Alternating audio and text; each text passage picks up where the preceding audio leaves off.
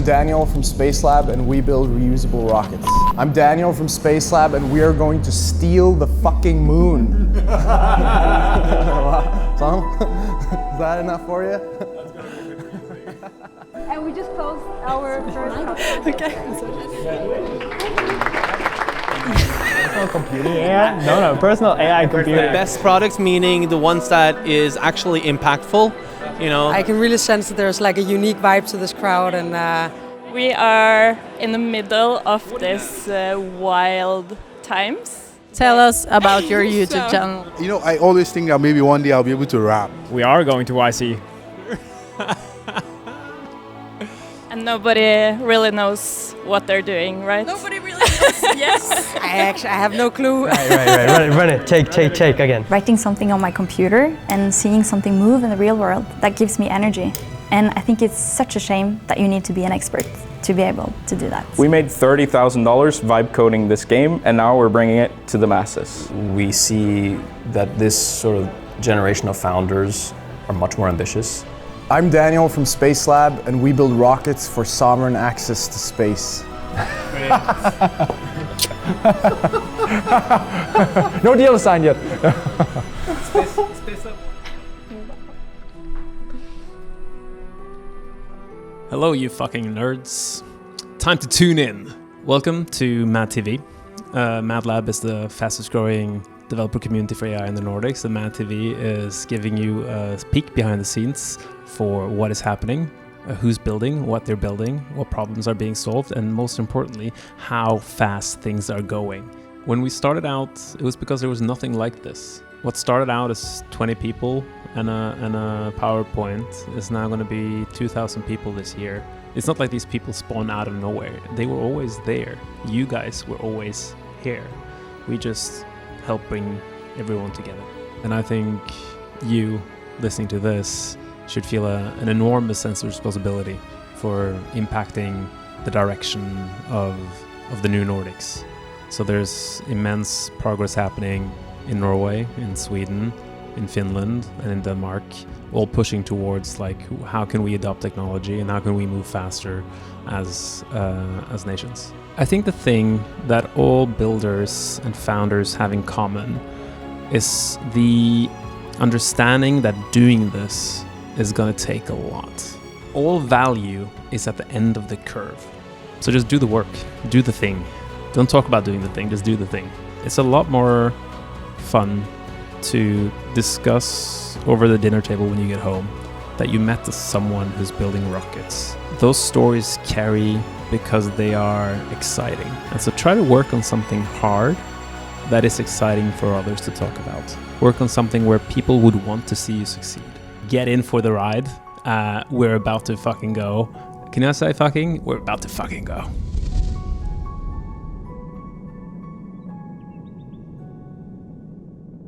Hi, it's Julia again. And here with me I have Daniel, who is my first guest. I'll just briefly explain the setup today. So we're gonna have our guests from the stage. Daniel is first, and then some people from the space that are gonna take us to the moon.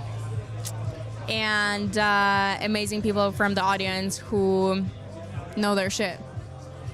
Sounds Hi, good. Daniel. Hi, how are you? What is this? I've never. So we had 2 minutes to debrief beforehand, and we were like, oh my god, let's keep all of the energy when the camera starts. Let's do it. So today, this is a Mad TV. It's the little brother of Mad Lab, and Awesome. This is taking the magic that we have here in the room onto the web. So we're streaming, and then this video is, you can of course watch it, and we link super cool stuff like your video that I saw on stage today. So Daniel, what do you do?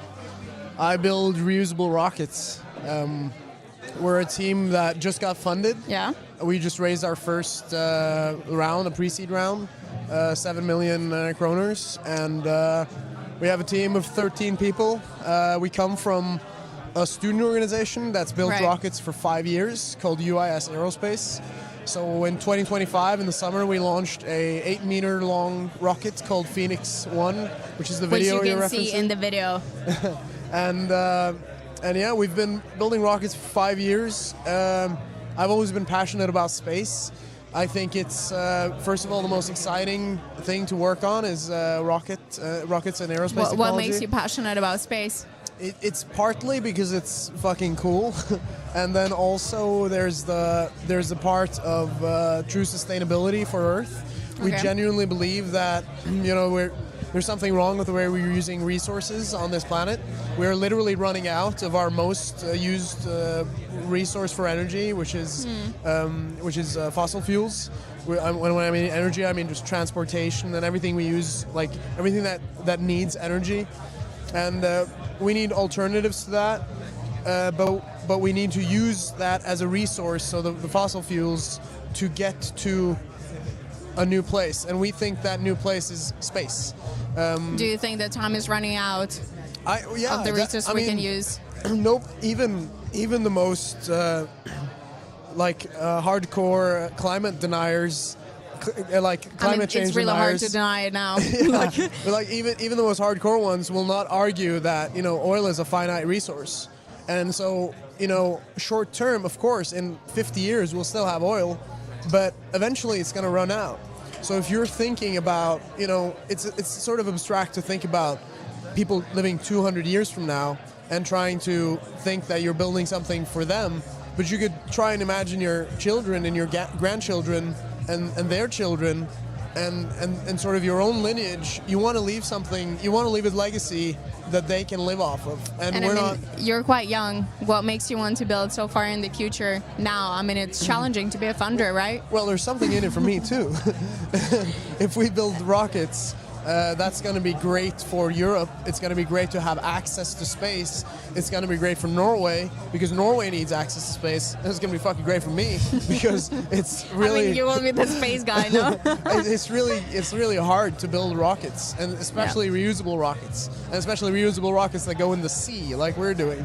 So obviously, there's a big payout if that works well for the people involved, and that should it should be like that. It should be a motivation. But then there's we need access to space already. We're already dependent on it for the society we live in. So we use it for agriculture. We use GPS for farming. We use if you want to send an ambulance somewhere, they need positional. They need the services to know exactly where they are and where their patient is. If you want to run rescue operations, national security, you want to take photos, we're already depending on it. But Norway doesn't have access to space, and neither does Europe in a reusable rocket, which we think is really, really important. So. And what makes Norway a unique position to take that space? So 2 things that I want to point out as the most important, and it's geographic location. Yeah. We're positioned so that you can launch rockets from Norway and not fly over any land if you're going in a north-south orbit, so a polar orbit. And then also we have a long heritage of building ships. We have the oil and gas industry that we've built here. We're experts in operating in very hostile, very harsh environments that have challenges that are identical to the ones you have if you're, for instance, building a rocket engine, a pressure system with very cold fluids, with pressure control systems that need to operate very reliably, where the risk is extremely high. It's catastrophic if one of those goes wrong. Norway has that, and we definitely have the skill to build rockets if we prioritize right, and I think the time now is to prioritize. And what qualifies you to be the person driving this movement? I mean, I've heard you built a student organization that did the I'm all you got. I'm all you got. There's no other rocket companies in Norway, and we've built rockets before. That helps. What are your competitors in the world? In the world, I mean, SpaceX and Rocket Lab are leading on. They're really leading the industry. Right. There are 14,000 satellites in orbit, I think is accurate, and about 9,000 of them are owned by SpaceX. So they have a monopoly in that sense. And the rest of those, a big portion is American, and then you have Russian and Chinese, which are lagging behind, but they're catching up. But Europe is not in that game at all. We have Ariane, a rocket launching out of French Guiana, which is a European company launching out of South America, but it launches way too few times in a year for it to be competitive with the reusable rockets that SpaceX has. So, is it safety for you that drives the movement of building it now from Europe? And Yeah, security is very important to us. Yeah. You know, we want, you know, if the big conflict breaks out somewhere, we want to be able to, you know, hunker down, go turtle mode, and just have the services that we rely on to still be peaceful and defend our country. And satellites gives you, it's one of the greatest strategic peacekeeping assets that you can have, because you can basically keep operating with satellite services if you have access to it, if anyone should deny you, which, you know, we don't have any reason to think they would deny us, but there's a lot of stuff that can go down that makes it very hard to launch a Norwegian satellites that serves Norwegian interests or European interests if, you know, SpaceX suddenly says, sorry, we're busy, we're dealing with our own shit. Yeah. And right now it's like, I think I heard 3 years and I've heard 5 years as like a wait list for launching with SpaceX. Damn. And that's a long time. It tells you there's a big demand and a very little supply. I'm really excited for the supercharged elevator to space. And you recently got funding, right? And you're about to IPO, if I'm not mistaken. And no, not yet. That's what's SpaceX. it in a year? No, yeah. Yeah, but I'm glad you're thinking us and SpaceX. We have our budgets are a little different still. Okay. But yeah, SpaceX is going public with an IPO, huge IPO, and and that's sort of making the whole world realize, like, oh, it's the most valuable company in history. What's this space thing again? What's up with this? Why are we floating in a ball, rotating at 1,000 kilometers an hour in the middle of goddamn nowhere? It's like people are starting to realize how important space will be for the future. Absolutely. And I see more and more attention being driven to the space. Is that right? Excuse me? That there is more and more attention driven to the space. Like deep tech is getting more popular. Yes. Why do you think that has become so-called the new trend?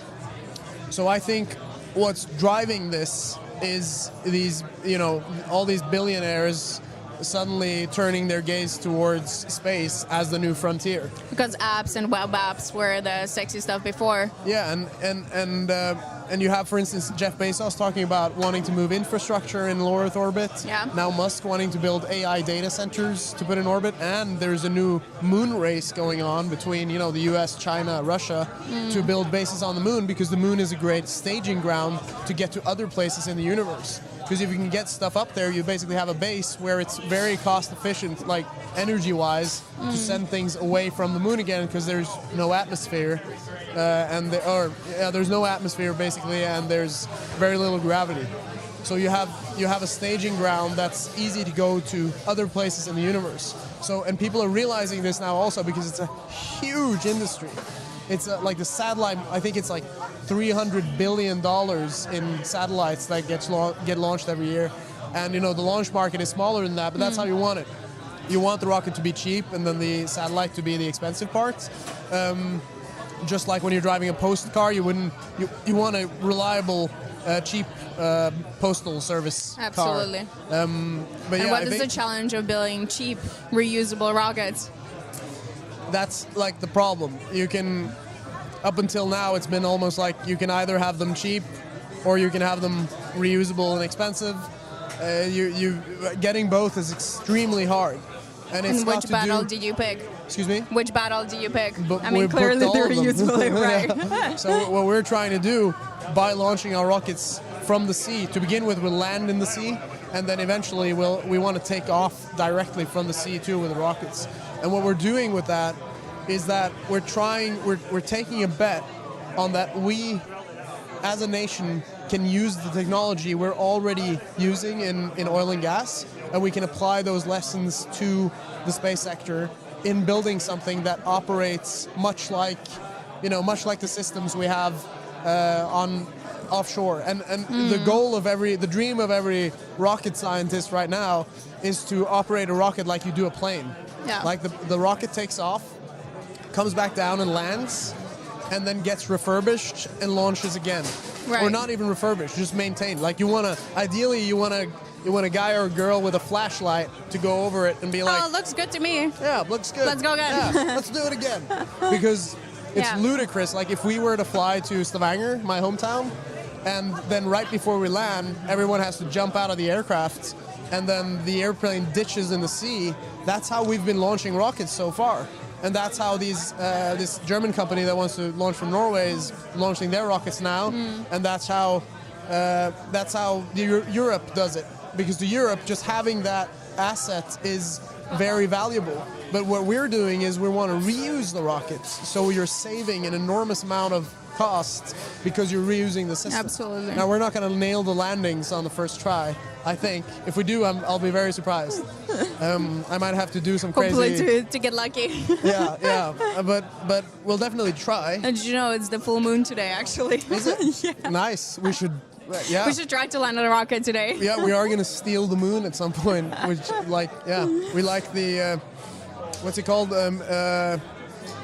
With the minions, the yellow minions, the cartoon film where they say, we are going to steal the moon. It's like our motto in Space Lab. We wake up every day and we think we're going to steal the moon. For Norway, though.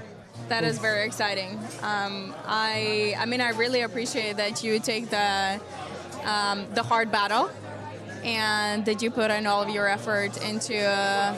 I mean, you are doing a service to the society and to future generations.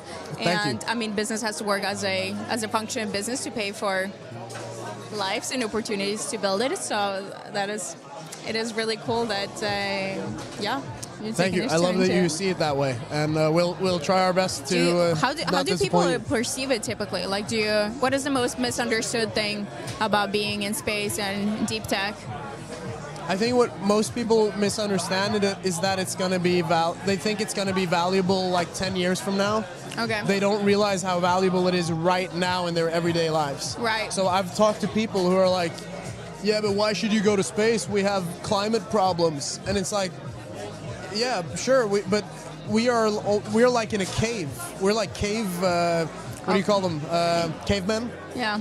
And we have everything we need in this cave right now, but what if one day somebody finds an opening to that cave and they say, hey, we should go check out what's outside, and somebody says, no, we haven't fixed every single problem in the cave yet. It's like, but what do you mean? The solution to what we have, the problems we have in here, could be outside of the cave. So it's like, it's literally think outside of the box. Think outside of the box, think outside of the cave, and also like for our society to function the way we know it, we need satellites. We need data from satellites. We wouldn't even know that much about climate, like global warming, if it weren't for satellite images. We wouldn't have known that there was massive troop buildups on the Ukrainian border if we didn't have satellite imagery. And, that helped in at least doing something about it preemptively. And it's like we already rely on these services, and we have to have our own access to space in order to keep ourselves a peaceful society that can live, on its own premises and not have to be reliant on other countries. So sovereignty, Norway is a sovereign state. Europe is a bunch of sovereign countries, but we need them to have their own sovereign capabilities for reusable rockets. Not only rockets, but reusable rockets. And if that awareness was in place about how important this is right now, what problems wouldn't exist for you or would be a lot easier to solve? Is it maybe funding, talent? Yeah. Something unexpected? Funding, I think, would be important. I think the state would really understand how important what we're building is, which they already do. I mean, you've talked to representatives from Direktoratet for Romvirksomhet, for instance, and they know how important this is, and they're really vouching for us to succeed. And I mean, you had the pleasure of talking about it with the king, a couple of weeks ago. Yeah, the Norwegian king. We talked to the crown prince for about 15 minutes, right. And he loves it. Nice. But and does that give you anything? What? Does that give you anything? Yeah, he gave us 100 million kroner. I'm just kidding. Not that easy. He's a symbolical figurehead, right. so he can't directly help us. But what does help us is him, publicly meeting supporting. with us and telling other people, like, yeah, these guys look great. They're probably gonna make it. So he was very enthusiastic and likes what we're building, and we'll try not to disappoint anyone. Very excited for that, and I wish for you guys to have all of the resources you need to make the elevators to the space as reusable and as safe as possible, as in my 12-story building. Nice. And then speaking of, you mentioned talent. Yeah. Talent is not a problem for us. Like Not in Norway. Weirdly enough, Right? for us, we published our like 3 weeks ago. We published we looked for summer internships. Yeah. We have over 30 applications already, and most In of how them long? are highly qualified people. So when you're building rockets, it's of course technically very hard, but some parts of it are very easy, like selling it to people. Like, here, you can watch this rocket launch, And like it's sexy. It selling the sells. idea. It is sexy as fuck. So it's like, We will link the video. yes, that you have. Like, you should. it's good. Very good. Yeah, shout out to Sondre Vestheim and the team in US Aerospace, which made that video possible. So yeah, Amazing. check it out, guys. Sorry, I interrupted you. No, as you said, check it out, guys. So Right. No, that's cool. Well, thank you so much for being a guest on my show. Thank you for having me. That was fun. Love to chat to your friend. Yeah, you if should. you can bring him in. Yeah, let's bring him in. Thank you so much. Because I'm kind of seated here just waiting for my guest. Oh, okay. Should Yes. I So bring him in? Yes, please bring him in. I'll go He's fetch your right guest. here. You tell him. Yeah, so I am... thank you, Chris, for applauding. Hi, Oscar. Hello. Hello. How's How it going? It's good. It's great. It was a pleasure of hearing your talk today. Thank you. I love how you made it not so corporate boring. I was trying really hard. It was Also, shout out to your clicker. yeah. The deck was. Yeah, this morning it was a bit of a corporate slop So what vomit. do you do, Oscar? Huh? What do you do, Oscar? I mean, the audience hasn't seen your presentation. True. So, Yeah, we should give them a bit of an intro, shouldn't we? Indeed. So, my name is Oscar. I'm the CEO and founder of a company called Parallel. We do generative AI for video games. So, basically, what we've built is a platform called studs.gg. Shout out to 57,000 builders out there. Congrats! That essentially allows you to go from 0 to 1, I'd say, when it comes to Roblox games. It does. I've tried. Yeah, you've tried? Fantastic. I have. So it's essentially a cool little lovable for Roblox games. That's correct. And why is that important now? Well, it's really important because the kind of job market in general is struggling. I think we as young people find ourselves in lucky positions having work. That's not true for the majority of especially kind of technical or nerdy people, I'd say. Programming is still a thing, but it's... Absolutely. I mean, it's changed a lot. It has changed a lot. Companies are hiring seniors, things like that. But I think in general, the kind of foundation of why we're doing this is because we see the creator economy and people earning money on creative stuff and making things that And are what channels did you make entertaining. that? I mean, do you refer to social media or like what kind of creatives? Yeah. So I mean, these creators we find in general on TikTok and YouTube Shorts. I think is the kind of primary market. We know for our platform specifically, and this is maybe a bit of secret sauce. I don't know if this is public information, but we know that 2 out of top 10 TikTok video pieces at all time is Roblox related. Oh. So Roblox is obviously a massive entertainment market outside of just the games. It's also huge for content. So for us, it was sort of breaking through into that scene, and we've only barely dipped our toes in terms of the size of the market. I mean, it's really cool that you're making Roblox less of a monopoly and like allowing just regular people to build cool stuff. Yeah, no. And what makes you in the unique position to build a tool like this? Oh, that's a good question. I mean, it's a little biased question. I know you have building video games before, weren't you? yeah. Cool. No, I've spent most of my career in gaming actually, building. It started out with Minecraft, and then eventually transitioning to Roblox when things got a little bit more professional. Yeah. I've been fortunate enough to build some of the world's most successful brand campaigns in these spaces, which is a bit of a name drop. Brands like Chipotle, Hugo Boss, McDonald's, NFL, Eurovision. I mean, to name a few. Wow, look at this guy. Cool. Yeah, I've been super fortunate to do all of this, and just coming from like a self-taught technical background, it was always important to me that we were able to kind of even the score of this platform that I know now love and adore. I think cool. it's given me the opportunity to have a career in tech without any formal background. That is so cool. I'm really curious about some of the insights you got from building games before you actually started your company, and how a person from the outside could miss those small details that really matter for game development.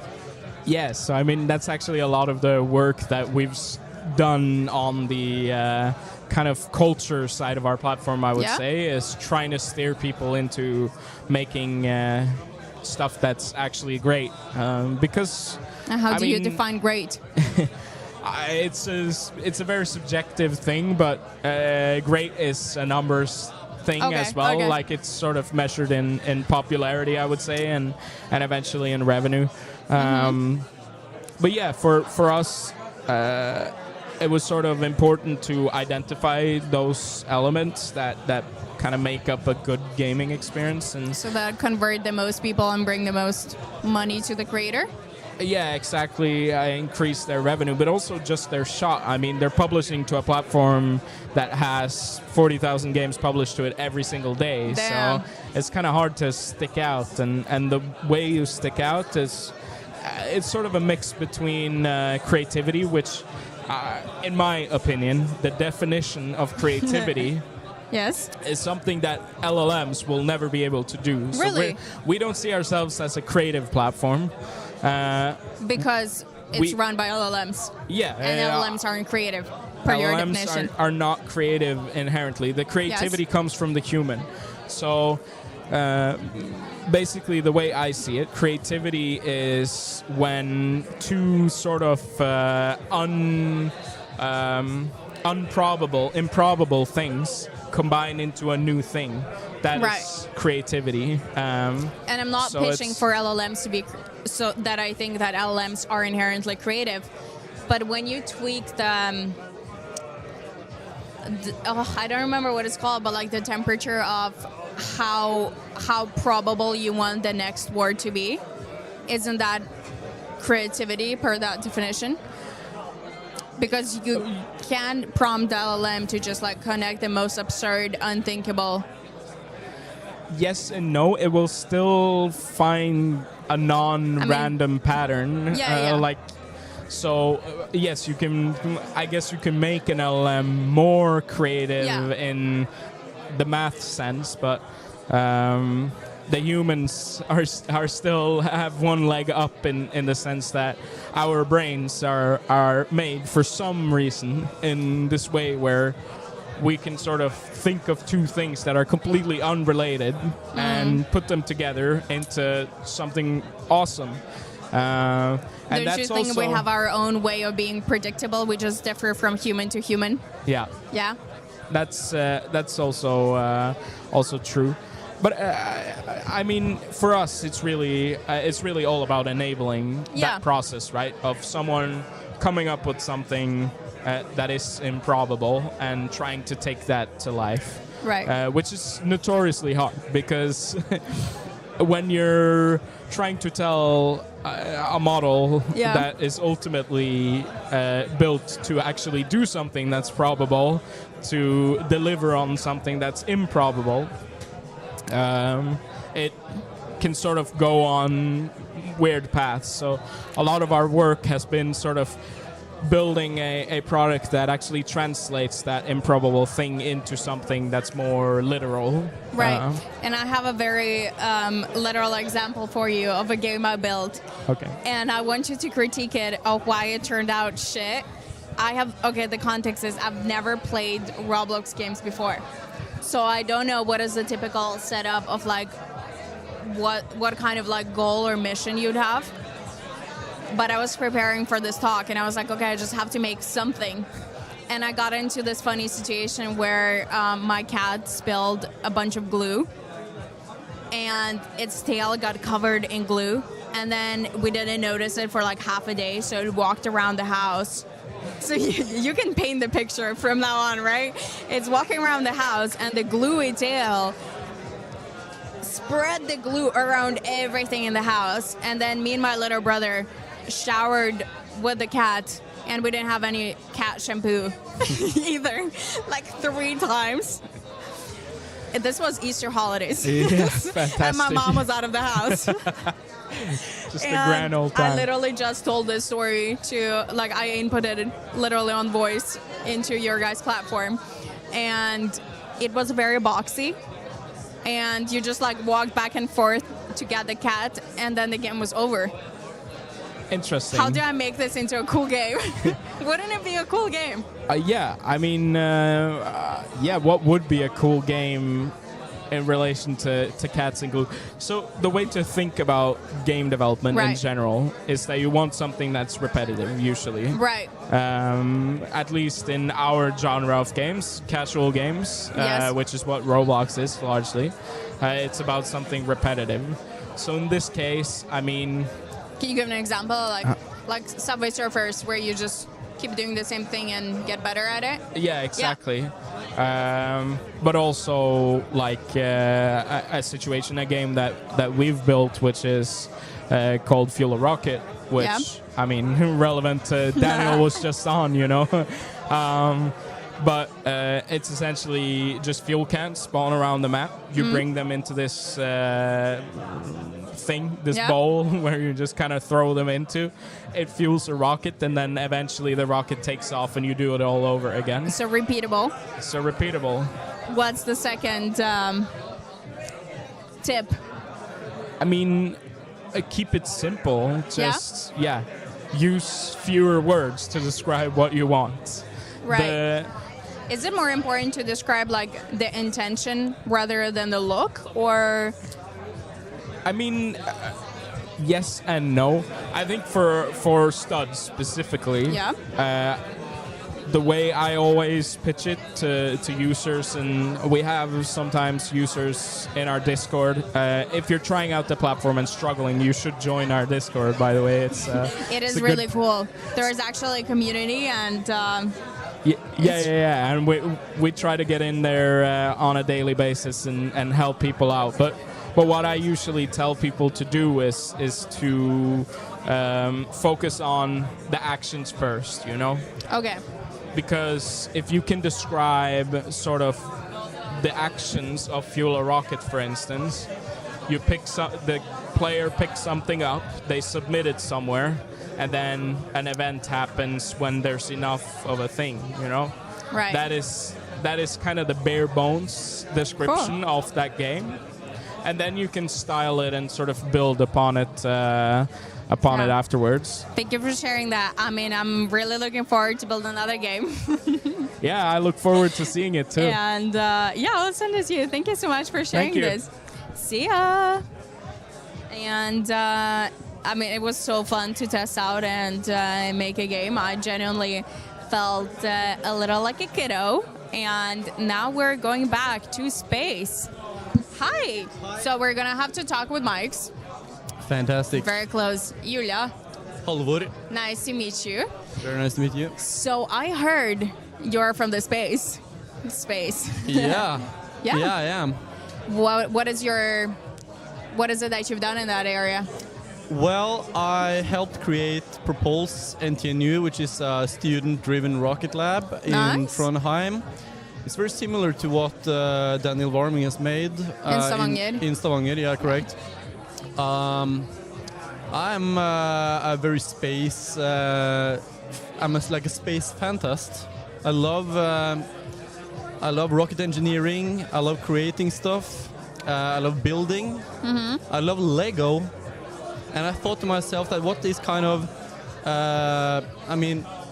grown-ups can still play with Lego, but making rockets is kind of this extension of doing Lego. Okay. Yeah. How do you make that connection? Well, because it's just building, you know? It's you take something and you build something. And I'm for the past 3 years, I've been working in decentralized finance. Actually, it's very bad. I don't work in aerospace sector anymore, but You miss it? Yeah, I miss it. Yeah, I mean it's a conservative industry, so that part I don't miss. But I miss kind of being a part of all this cool stuff happening. What is your dream when it comes to the space? Like, is there anything in particular that you wish? Yeah, I want to see Starbucks on Mars. I want to have fully developed autonomous cities and living on Mars. I want to see the moon be developed into kind of a gas station where It's a little petrol stop. yeah. Oh, that's cool. This kind of the entire Artemis program is like a prelude to mining H2O ice on the moon and then turning it into hydrogen and oxygen. Hydrogen being the most efficient rocket fuel and oxygen being very nice for humans because we can breathe it, and also a very solid oxidizer, a pure oxidizer. Like Daniel could also tell you this, but kind of the gold standard for rocket engines is pure hydrogen oxygen burn, like a biliquid hydrogen oxygen What rocket did you engine. think of the Daniel's conversation? fucking Did love anything? him. I mean, the video was great. I love him so much. Wasn't it? He's Yeah. such a talented guy. He's also a good rocket engineer, Yep. and he can present it and he can pitch it. He's like the perfect entrepreneur. He's fucking golden. Yeah, I love him. Love that. Yeah, he's a great guy. Nice. Great guy. Did you hear anything unexpected during the conversation that, like, being in this space, you were a little bit more in the details? Did anything new reveal to you today? No. No? But I know Daniel from before. Right. No, I didn't actually. I mean, I've kind of been out of the loop since 3 years For ago. quite a few One of years. my angel investors came to me and said, "Hey, Halvor, I think I know how to make the world's fastest decks." And I said, "No way." And then he showed me the code. And since then, I just quit aerospace, my aerospace work. I see. And I've been building Rift Labs, Cauldron that's decks, cool. and more since then. Yep. Cool. Well, thank you for sharing that. And I will be having my next guest soon.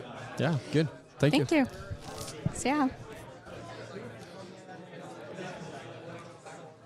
So it's summer in Norway, and this room is full typical. Like, it's hard to get people out on time. But I will have a 2-second break and chat to my lovely technical support team.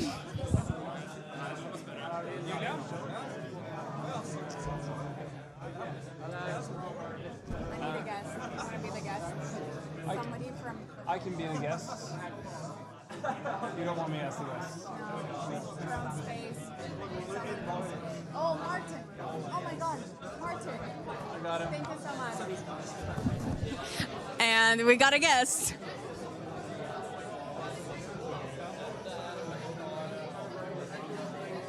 And it's my friend Martin coming to the show. He is in deep tech.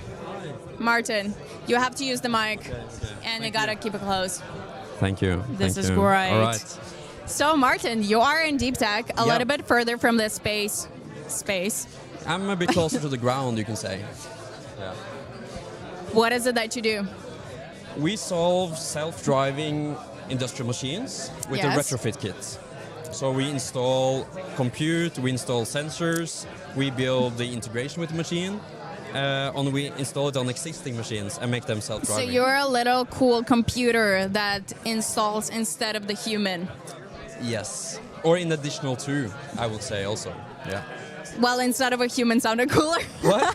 Instead of a human sounded cooler. Well, Yeah. how do you feel about replacing human labor with your computer? So actually that's an interesting question because what we have experienced, at least from talking to customers, right, is that it's not that there are thousands of people trying to become wheel loader operators. Right. So there's actually a shortage of operators, and they're struggling to get like experienced operators. So you're not a bad guy. You're solving a problem for I would say so. Safety, Yeah. reliable. I don't know what you do with the wheelers. Help make. Yeah, so like safety aspects is one thing of it. Yeah. And another aspect is just improving optimizing the flow and optimizing the operations of our customers. And what is the typical profile of your customer? Typical profile, so the customers we're targeting at the moment, I would say like typical profile is every single operation where you have to move a bunch of stuff from one place to another, like a bunch of mass. So all like mass moving operations will kind of be our what we'll solve, but we'll start with like crushing plants and quarries and stuff like that. So moving rock and moving sand, basically. And what? So when you optimize that, what can your customers achieve quicker? Are they typically like road builders or? Yeah, so actually crushing plants, they take existing like what you say, like mountains and stuff. Right. They blow it up. They take the huge rocks and they crush it down into smaller rocks, and then they use those different kind of types of rock in different type of projects, right?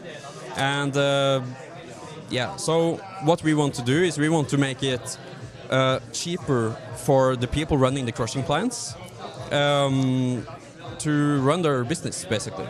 Yeah. Oh, that's cool. And for a regular person, just like being outside of space, but of course all of us, like to have infrastructure like roads, and in Norway it's super developed given how scattered the population is spread out. Yeah. So for regular people, why does this optimization matter? Well, I think it matters more for the businesses, I think. Okay. Because they are struggling with getting good operators. Okay. So they have machines that are like not being utilized, and they lose a bunch of money on that. Or they have to hire people that are inexperienced, like they have to. Yeah, and that leads to a bunch of other issues. Yeah, because when you're driving a wheel loader, it's much about how you drive the machine. Experienced drivers, they know the machine very well, and they drive more optimized. Newer, fresh operators, they don't drive the machine very optimal, right? No. So the wear and tear on the machine is much larger, and it costs the businesses way more money. So one example is on these large wheel loaders, one tire is like $10,000 US. Oh, yeah, that is a lot of money. Yeah. But what makes you in the unique position to solve this problem? Well, I don't know if I should say it on TV. What? No, it's just. I guess. Yeah, I guess it's we don't.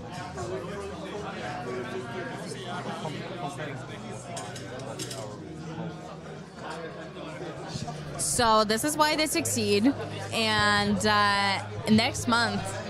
Yeah, looking forward to next meetup. You will be giving a talk. Actually, Andreas will give the talk. Right. Yeah. Do you know about what? Yeah. Do you have any milestones that you want to hit until then? I think the talk will be more lean towards kind of explain to people how do you take an existing machine and how do you make that drive by itself. Right. Just give some, teach the people, educate the people. Do you want? What is the purpose of educating them? Do you want more people in the industry? What? What is the purpose of educating the society? Do you want more people in the industry, more talent? Yeah, Or? we want to source the best people working on the problem. Yeah. But we also want to give people the insight that the path is not that long, right? We are much closer than we think, and Closer I think, to closer to getting to autonomy, getting to self-driving in these operations. And I think by explaining it to people, it will make them understand more and how close we actually are, and hopefully inspire some of the talent here to maybe, get interested in joining at some point. And what professions do you think will matter in the future? I mean, as more and more things become autonomous. Well, I think it's a very difficult question to ask, at least in these days, because... What's your take? I mean, you don't have to be right, of course. Yeah, so I think everything changes so fast, and with AI, I think it's very hard to say, what's the right thing to choose. So honestly, I'm very happy that I'm not starting university right now, because challenging. I have no idea what I would study, but so I just graduated less than a year ago. Yeah. And my take is be a human, a good human. I mean, that will definitely not be replaced. No. But don't quote me on that if it does. No. Thank you so much for our talk, and I'm looking forward to your presentation next month. Yeah. Stay tuned. Stay tuned. Thank you. Thanks. And today we're kind of winning the show. I do not have a concrete plan, and I know I'm in the room with a lot of very, very talented people, and I see my next guest coming up. Hi. Hi there. Okay, so just scoot in. So, we have 2 mics to share. Yes, that's fine. Hi there. Yeah. I'm Julia. Hello, I'm Daniel. Nice to meet you. I'm David. Nice to meet you. What brings you here to my couch today? So I think for me, I'm with Cintiq Industry, and we're always trying to see the latest happening in AI. And of course, we go to the academic conferences, we read the journals. But actually, for me as a practitioner, I find a lot of the most interesting things is happening right here, and especially talking to other members of the community, like David here. I find it just super interesting to keep on top of what's happening. Yeah. And what brings you here today? Similar. So I usually work in industrial R&D, sometimes in academia, sometimes in industry, but in both cases with AI. And Daniel, it's nice to meet other people and have a good chat. Yeah. Usually... what is your background? Oh yeah, so I'm a physicist by master's degree, and I have a PhD in computer science. So I worked on 10 years in healthcare, and then around 7 years in AI and remote sensing. And what is it that you're working on right now? Right now I'm between jobs, so I'm looking for something interesting. And what is the last fun project you had? I worked on remote sensing. Remote sensing. That's mapping cities with LiDAR and panorama images using satellites to determine forest fire or glaciers. You also do this crazy AI. You were writing in the group chat about this crazy AI contest. You're up 48 hours, like a hackathon sort of thing. Yes. So in mid-March, there was a Norwegian AI championship. That was a 3 days event, on Thursday night to Sunday night, and some 3,000 people competed. That was a lot of fun. A lot of students. What was it about? It was a free AI challenge to solve. One is grocery shopping problem, some image recognition. One is automated accounting, and one is managing a simulated society. What did you pick? Ireland. So you have to solve all 3 of them. Okay. Yep. And what do you wish everyday people would know about this topic? If you could educate the society. Yes. So I think the interesting part is that accounting is always considered a hard topic. It needs a lot of domain-specific knowledge, and it seems really complex. I mean, it's end of month, yes. It is complicated. But at the same time, really 200 teams got submissions, got reasonable results, and a few dozen completely solved the task. So if you think that your accounting job is unsafe, then you are wrong. Automation will come. If you think about any problem in society which seems too hard, probably it's not. It's just people didn't try it to solve. So one hackathon is a good way to show that a seemingly hard problem could be reasonably solved to a reasonable degree. Not 100%, but like 80%. There will be bugs, there will be problems. Like with cars, we got cars 120 years ago, and in 10 years they reached 200 kilometers per hour, but we only got seatbelts in the 70s. So for like 80 years, we used cars without seatbelts. It's the same with AI. We get good speed quickly, but in the beginning, it And might the have a lot of We'll follow issues. up a little later. Yeah. Yeah. do What you is think it? about Yeah. What is it that you wish and society knew about and like should be common knowledge from the AI buzz? Yeah, so I think, I'm in the materials and metals processing industry, and I think a lot of people be shocked how much technology goes into, like, if you look at a cast iron, right, you might not think that's cutting edge technology, but it really is. So, for example, we have one project right now where we're trying to make new cast iron, and there is all kinds of, like, you have to think that every single iron atom has like a weird quantum spin state. Yeah. They're all interacting with each other. You have all these graphite nodules that can form these spheres, these sheets, Yes. these ribbons.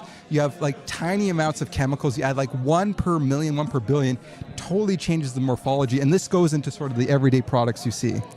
And Sorry, what is cast iron? oh, it's just regular. So it's like regular iron basically. Okay. So you've got steel and you've got cast iron.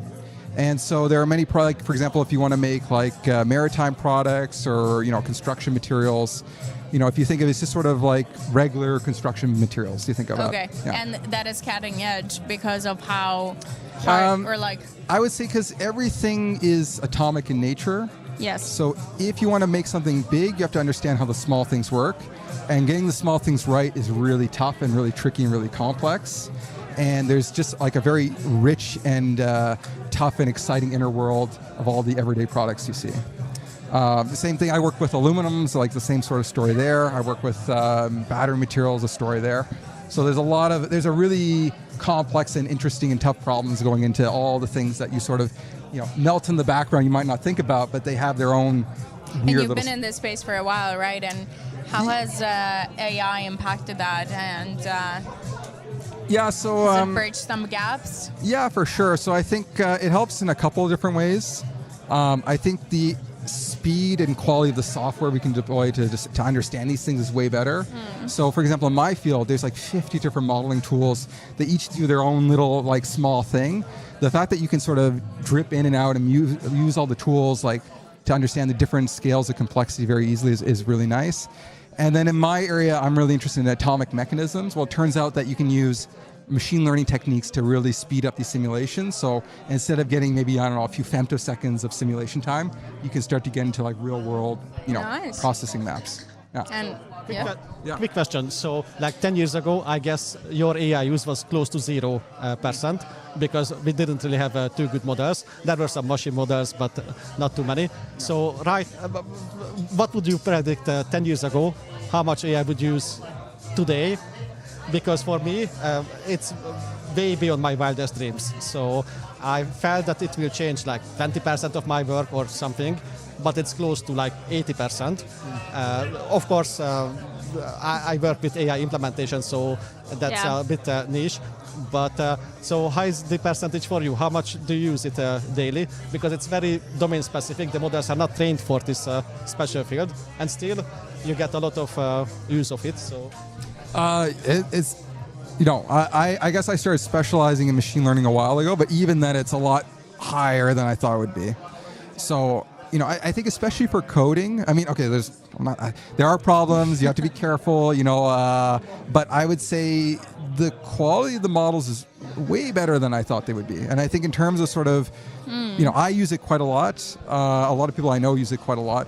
And I didn't think it'd be the joke I tell myself, I didn't think I'd live long enough to see technology at the rate it is. So I'm very impressed with how things are going. Yeah. Yeah. I'm really happy that that is the way it's taken, and I can't wait to see how many problems in this world we can solve in our lifetime. Yeah, thank you very much. Thank you so much for today. Thank you. Thank you. Okay, bye-bye. Bye. See ya. Emil. Sorry. Okay, we're gonna watch him give a little hugs to the community because the thing that I want to talk. The thing? Yes. Yes, I brought a friend to introduce me. No, actually, come give me an introduction. Come. Henrik, can you give us an introduction? My name is Ash. This is Emil. Enjoy your talk. What is your hot take about Emil? It's always smiling. That is true. You know, I can recognize the brothers by the smile. I just call him baby daddy from now on. Ooh. Maybe one day. Thank you guys. On the behind the scenes, you will tell us why. The last thing I'll ever do is bring my friends on to this stuff again. So give me. I love that I asked a good question because this is the response I wanted. Give me a speed run. What has the conversations been like so far? Technical. The last few were quite technical, and I really like. What warms my heart is that everyone's job is reshaping and it's becoming something new. I don't know if everyone likes it, but I love that, which means we can solve the next biggest problem. And that is what everybody in this room is doing. Yes. And what I wanted to talk to you today about is we got a little, one of our people from the community in the audience today were to the YC event in Stockholm yesterday. Correct. And one fun fact they shared is that the community in Oslo happens to be a lot freaking stronger. Yes. How does it feel being the founder of this community? Is that right to say?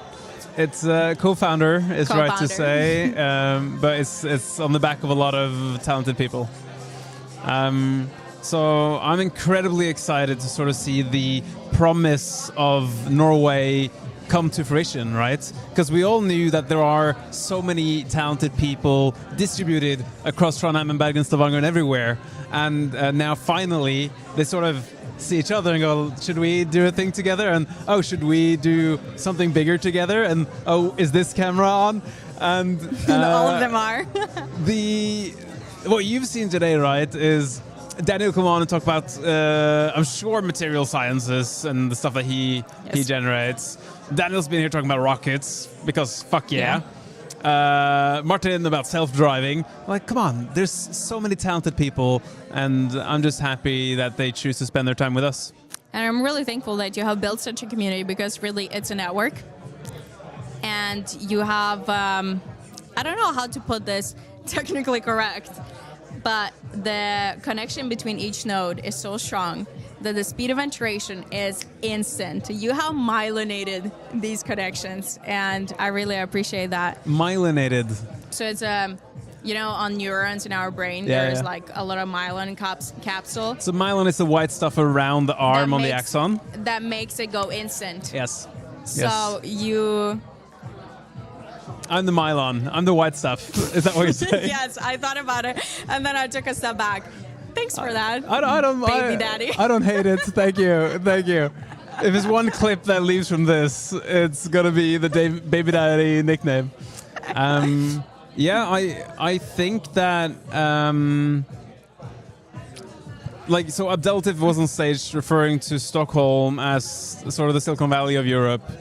And by proximity, we now in Oslo have... it's a train right away. Good access, yes. It's great. Amazing. And then I think a question on my mind as a community builder is like, what can we do in Oslo?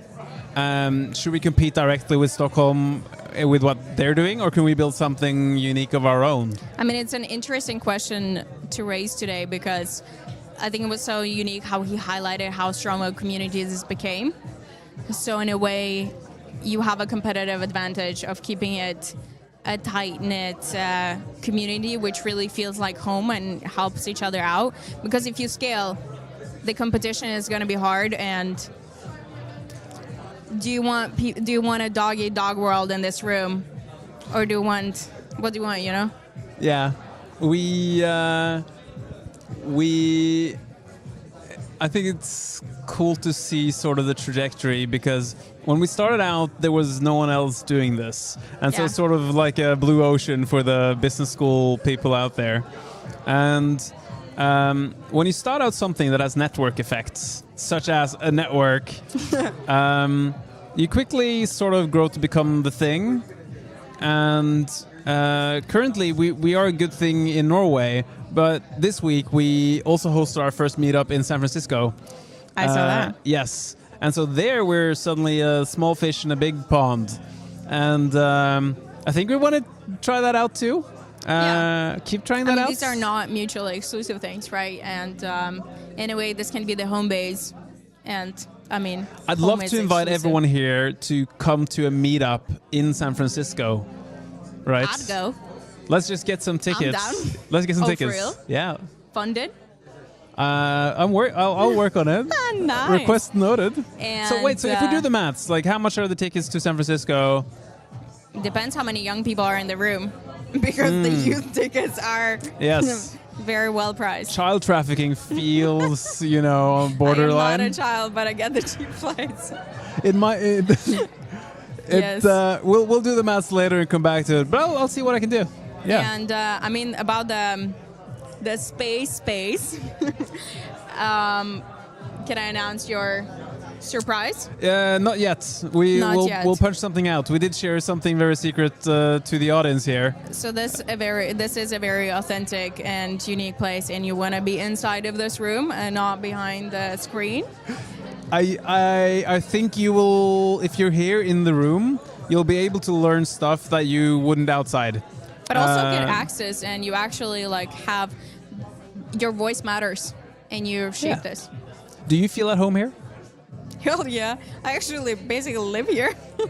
I happen to work here as well. The best job ever. But I spend a lot of time here, and I really feel like this community has seen me at my best and my worst. Or at the start. The first time I was here, I don't know how you qualified me to be in the room. But there were signs of a developer. Yes, there were. I had a GitHub account, and 2 years ago, that was really cool.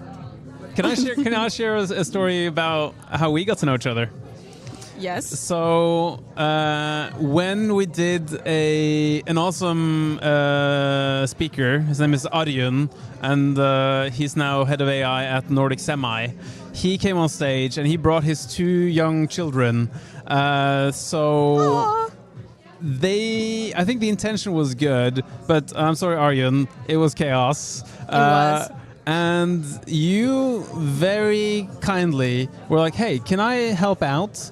And you invited those 2 boys off stage and into one of the sofas on the side, and you sat there with them, speaking to them, entertaining them, for him to complete his talk. And I was like, we'll do more stuff together, because it was like I think that was the turning point of my career. Like, you had attention to something important. You saw an opportunity where you can contribute to help a room of hundreds of people have a better experience, and I personally appreciated it because it helped out people I care about. And so I think there's not everyone are able to sort of see when they can be helpful, and you're very good at it. Wow, I really appreciate that. And in a way, that situation was, I feel like, a turning point in my career, because now I work in edtech, and I had no connection to edtech before, and I don't know how much I like children. Like, they cry. I can't believe we allow kids everywhere, but not dogs. Anyways, but I was like, I want to make the person whose day it is feel great about themselves there.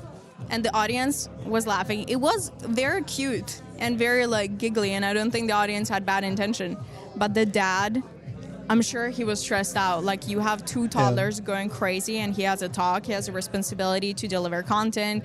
It's not a comedy show, so there is a lot more expectation to him, and just seeing him stressed out and not know how to talk to your kids in public It was a little bit like doing university projects, because Arjun had tasked his 2 children, I want to say aged like 3 and 4, Yeah, it was about that. with important key parts of the presentation, and these guys were completely distracted. I mean, they decided today we're going off script. We're doing nothing but practice with Daddy and showing them a show, which I'm really excited to see those kids grow up. Yeah, I am too. The last time we spoke, we had a rant here.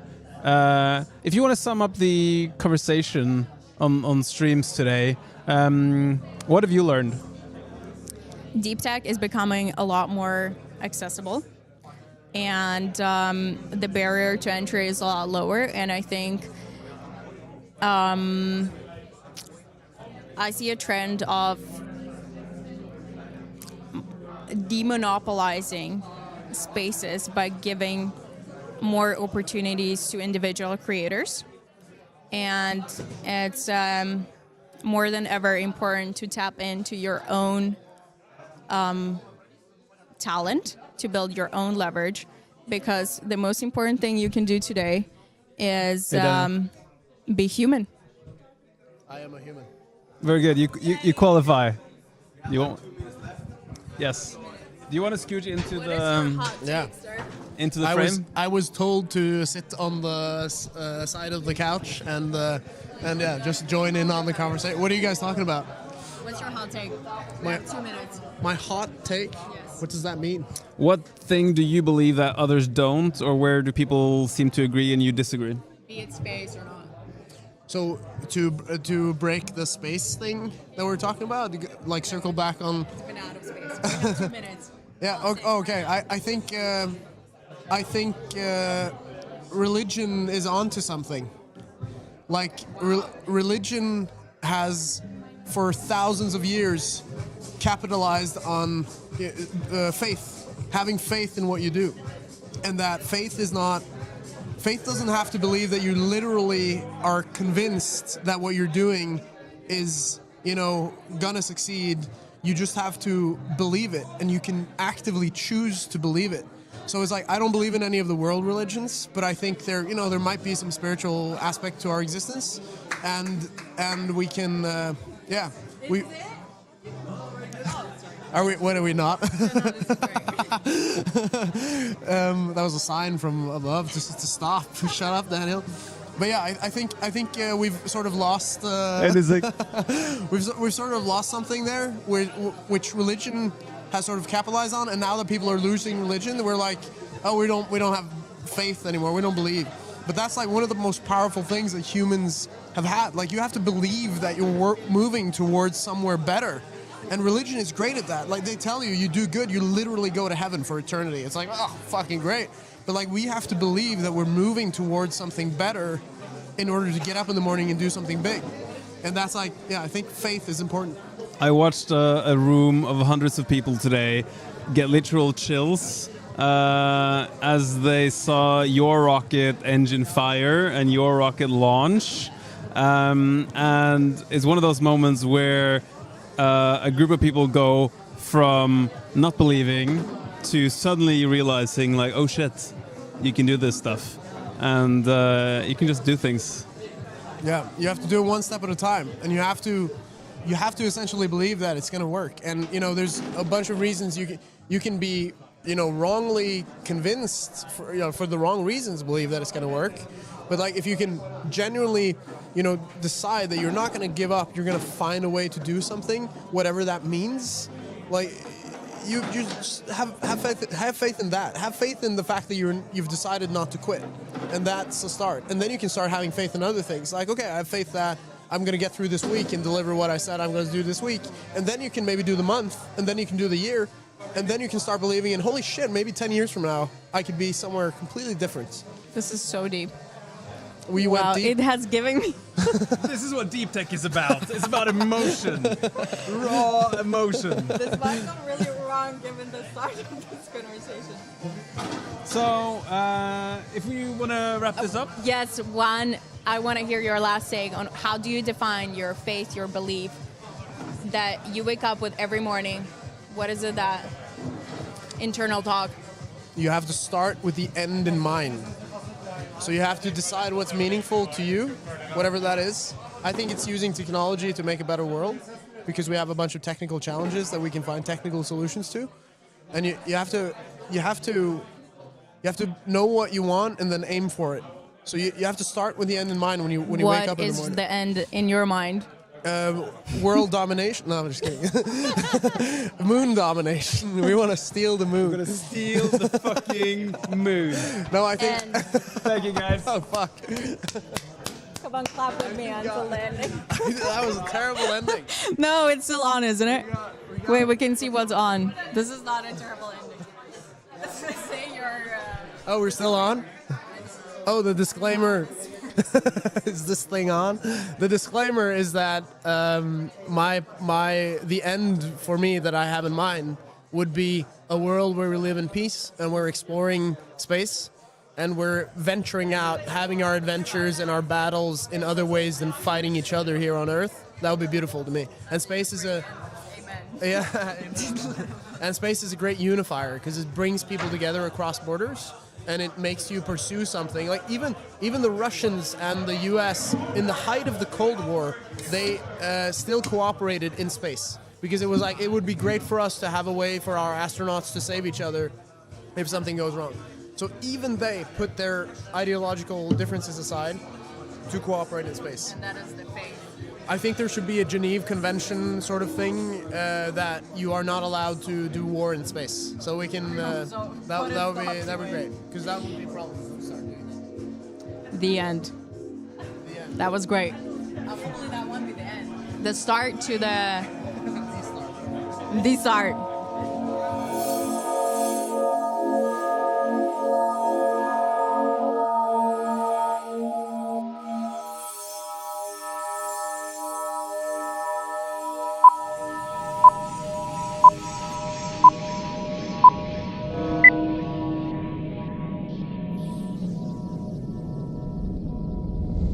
I'm Daniel from Space Lab and we build reusable rockets. I'm Daniel from Space Lab and we are going to steal the fucking moon. Tom, is that enough for you? And we just closed our first Okay. Personal computing AI? No, personal AI computer. Best products meaning the ones that is actually impactful. You know, I can really sense that there's like a unique vibe to this crowd, and we are in the middle of this wild times. Tell us about your YouTube channel. You know, I always think that maybe one day I'll be able to rap. We are going to YC. And nobody really knows what they're doing, right? nobody really knows. Yes. I have no clue. Right. Run it. Take again. Writing something on my computer and seeing something move in the real world, that gives me energy. And I think it's such a shame that you need to be an expert to be able to do that. We made $30,000 vibe coding this game, and now we're bringing it to the masses. We see that this sort of generation of founders are much more ambitious. I'm Daniel from Space Lab and we build rockets for sovereign access to space. No deal signed yet. Space Lab. Hello, you fucking nerds. Time to tune in. Welcome to Mad TV. Mad Lab is the fastest growing developer community for AI in the Nordics. And Mad TV is giving you a peek behind the scenes for what is happening, who's building, what they're building, what problems are being solved, and most importantly, how fast things are going. When we started out, it was because there was nothing like this. What started out as 20 people and a PowerPoint is now going to be 2,000 people this year.